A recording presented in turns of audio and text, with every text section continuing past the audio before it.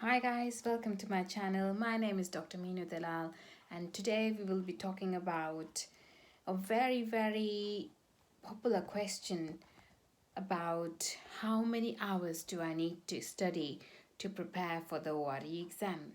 Now, since I visited India last year, I've had so many queries from the aspiring dentists who want to come and work as a dentist in the UK. And the route to that is doing your overseas registration exam. Okay, there are two parts to this exam. Part one, which is mostly theoretical, it consists of EMQs, the MCQs type questions, and that covers all your clinical as well as the non clinical subjects.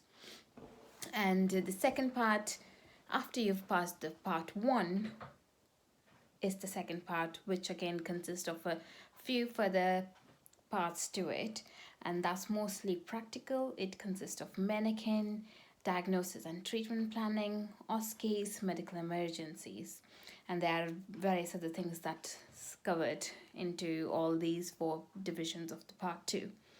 Now, it is an expensive exam, so you need to make sure that you're really well prepared and crack it in the first attempt. And I'm going to help you do that. All right. So, subscribe to my channel if you haven't already done that. And we'll be talking a lot about the ORE exam. We'll be preparing you for the ORE exam to crack it in the first attempt. So, how many hours do I need to study to crack the ORE part 1? It's really hard to answer that question.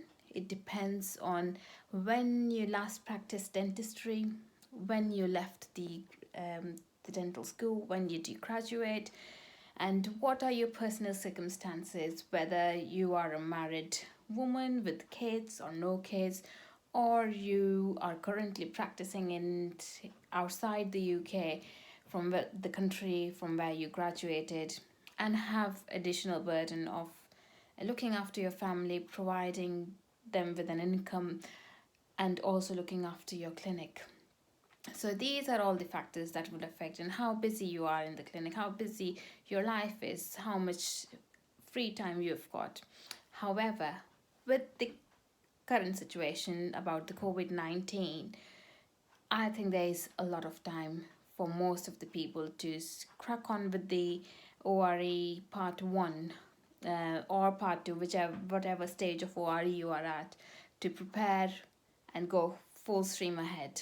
Okay, so for me personally, um, I used to work here as a dental nurse, and so I used to work from 9 till 6, and by the time I would get home it would be about about 7:30, 8 o'clock sometimes even, because by the last patient would go out at 6 o'clock, and shutting down the whole surgery, doing the instruments and all that stuff took another half an hour, changing and then coming back, getting into the tube and then coming back home.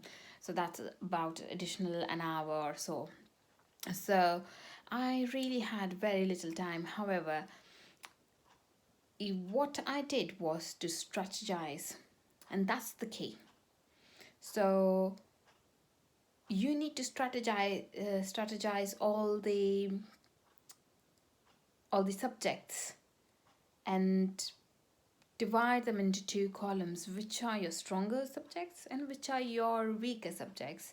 So for example, if you've been qualified say 5+ years, then presumably the first year and the second year subjects may not be that strong. So like physiology, biochemistry, microbiology, those are the subjects that I personally felt I wasn't very up to date with. Whereas on the other hand, the clinical subjects would be more hands-on, and if you've had a lot of uh, practice after graduation, then you should be all right with that.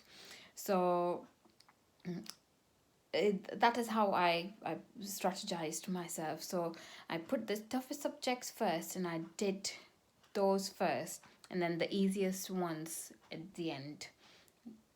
And for me, it was physiology, microbiology, pharmacology, and that's how I planned it all. Anatomy.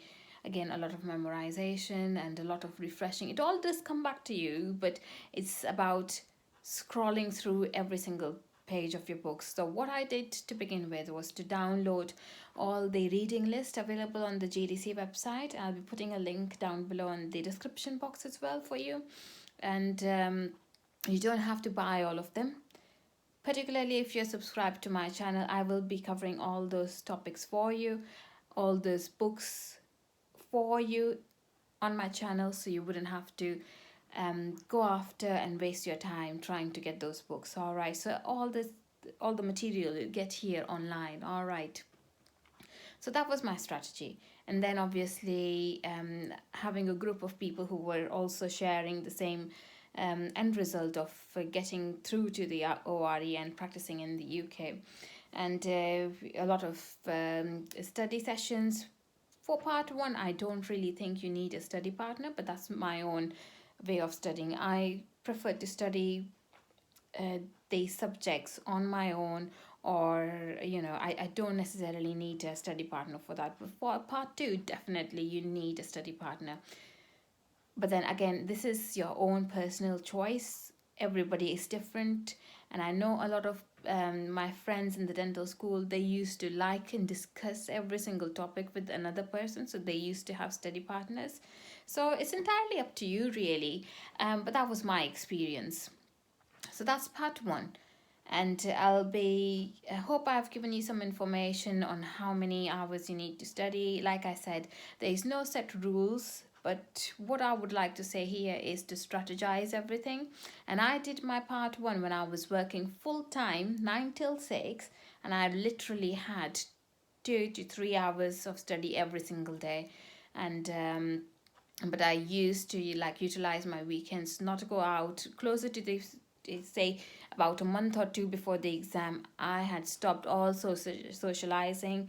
I was just literally sticking in one room, doing my studying, going out, and then going out really just out of that room for meals.